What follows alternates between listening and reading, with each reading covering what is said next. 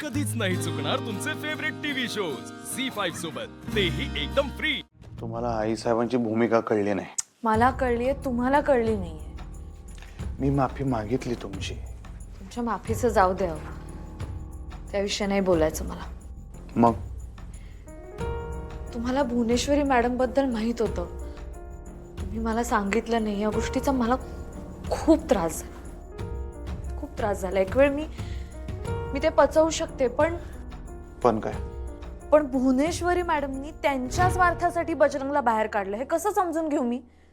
किती डेंजरस माणूस आहे तो, माहितीये ना तुम्हाला?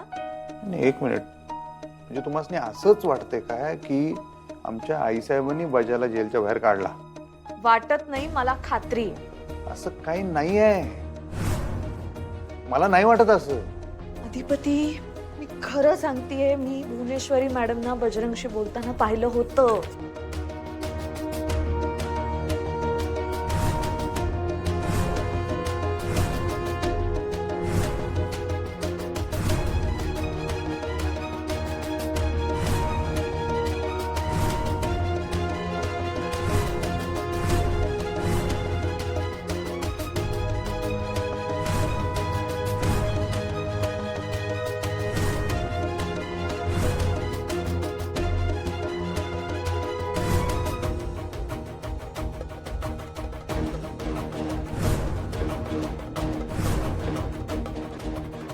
तुम्हाला आमच्या आई साहेब पटत नाही, त्यांचं वागणं पटत नाही, त्यांचे विचार पटत नाहीत, इतपतूर मी समजून घेऊ शकतोय।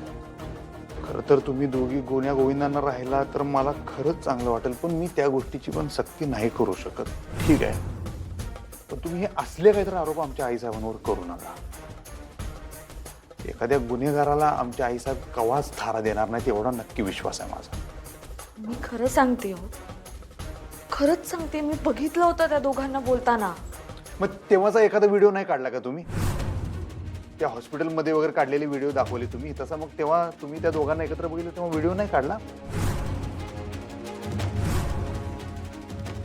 तुम्हाला राग यायला लागलाय का? मग राग येण्यासारखंच आहे, नाहीतर काय? तो बजा हलकडच आहे, त्याला सोडणारच नाहीये मी, पण त्याचा संबंध तुम्ही असा आई साहेबांशी जोडताना ते मला काय पटणार नाही, या जन्मात तरी काय पटणार नाही बघा। कसं समजावं तुम्हाला अधिपती?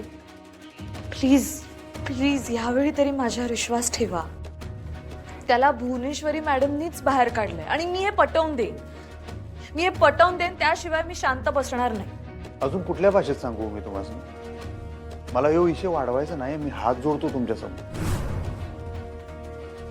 मला भांडायचं नाहीये तुमच्या समोर।